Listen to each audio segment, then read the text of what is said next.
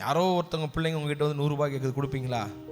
சிலர் ஒரு வேளை கொடுக்கலாம், ஆனால் பெரும்பாலும் என்ன பண்ணுறதில்ல, கொடுக்க மாட்டோம். பிள்ளை கேட்டால் கொடுப்பீங்க. ஏன்? உங்களால் 100 ரூபாய் கொடுக்க முடியும், கொடுக்க முடியாததை பொறுத்தா அதை செய்கிறீங்க? இல்லை, உங்களுக்கு வேறு மாற்றான் பிள்ளை வந்து கேட்கும்போதும் உங்களுக்கு கொடுக்க சக்தி இருந்தது.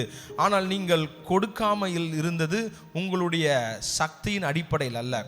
உங்கள் பிள்ளை உங்களிடத்தில் வந்து கேட்கும்போது உங்ககிட்ட ஒரு வேலை அந்த நேரத்தில் டைட்டாக இருந்தால் கூட உங்கள் செலவை நிறுத்தி உங்கள் பிள்ளைகளுக்கு செய்கிறீங்க. ஏன்? உங்களால் செய்ய முடியுங்கிற அந்த சக்தியை பொறுத்ததல்ல. நீங்கள் உங்களுடைய பிள்ளைகளுக்கு பெற்றோராய் இருக்கிறபடினால், அவர்களுடைய கர்ப்ப பிறப்பாய் இருக்கிறபடினால் கேட்பதை அவர்களுக்கு செய்கிறீர்கள் அல்லவா? அது போலவே தேவனுடைய கர்ப்ப பிறப்பாய் நாம் இருக்கிறோம். வேதம் சொல்கிறது, அவரை குறித்து அவர் தம்முடைய ஆத்துமாவை குற்ற நிவாரண பலியாக ஒப்பு கொடுக்கும் போது அவர் தமது சந்ததியை கண்டு நீடித்த நாளாய் இருப்பார். நீங்களும் நானும் யாருடைய சந்ததி? சொல்லுங்க, யாருடைய சந்ததி? ஆண்டவராகிய இயேசு கிறிஸ்துனுடைய சந்ததி. அதனால சொல்றேன், சபை மக்கள், விசுவாச பிள்ளைகள், எந்த காலத்திலும் நாம் வேற எந்த அடையாளத்தையும் பெருமையா நினைச்சிடவே கூடாது. அப்படி நினைச்சிட்டோம் அப்படின்னாலே இயேசுவை நாம் அவமானப்படுத்துறோம்னு அர்த்தம். இயேசுவை நாம் என்ன பண்றோம் அர்த்தம்? தூரப்படுத்துகிறோம் அர்த்தம்.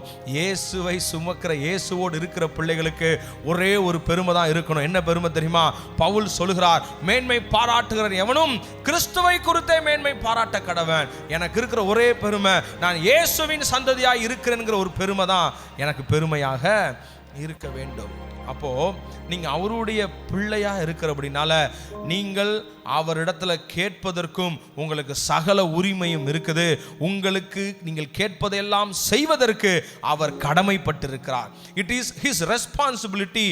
நீங்கள் அவரிடத்தில் கேட்பது உங்களுடைய முழு சுதந்திரம், முழு உரிமையாக இருக்குது. அதே மாதிரி கேட்ட உங்களுக்கு அவர் செய்து கொடுப்பது அவருடைய கடமையாக இருக்கிறது. Hallelujah. It is his responsibility and it is his duty. உங்கள் பிள்ளைகளை ஸ்கூல் ஃபீஸ் கட்டணும்னு சொல்லி உங்ககிட்ட வந்து கேட்குதுன்னா அது அந்த பிள்ளையோடைய உரிமை. ஏன்னா அது யார்கிட்ட தான் கேட்கும்? உங்ககிட்ட தான் வந்து கேட்கும். கேட்கிற பிள்ளைக்கு நான் கெட்ட மாட்டேன், என்னால் முடியாதுன்னு சொல்லக்கூடிய இடத்துல நீங்கள் இருக்கவே முடியாது. கேட்கிற பிள்ளைக்கு நீங்கள் அந்த ஃபீஸை கொடுத்து தான் ஆகணும். ஏன் தெரியுமா? அது உங்களுடைய பிள்ளை, அது உங்களுடைய கடமை, கொடுத்து தான் ஆக வேண்டும். கேட்பது உங்களுடைய உரிமை, கர்த்தர் கொடுப்பது அது அவருடைய கடமை. அவர் கடமை தவறாதவர். இன்னும் சொல்லப்போனா, கேட்பது நினைப்பதற்கும் வேண்டுவதற்கும் அதிகமாய் செய்து நம்மை ஆசீர்வதித்து நம்மை சந்தோஷப்படுத்துகிற நல்ல தேவன். ஹல்லேலூயா. ஆண்டவர்கிட்ட அணுகும்போது இன்னிலிருந்து இப்படி அணுகுங்க. என் அப்பா கிட்ட போறேன், வாழ்க்கையில் எவ்வளோ கஷ்டம் இருக்கலாம், எவ்வளவு சங்கடங்கள் இருக்கலாம், கண்ணீரின் பள்ளத்தாக்கில் கூட நீங்கள் இருக்கலாம்.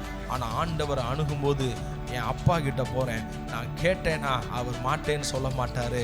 அவர் சொல்லிட்டார்னா வாக்கு மாறவே மாட்டார்.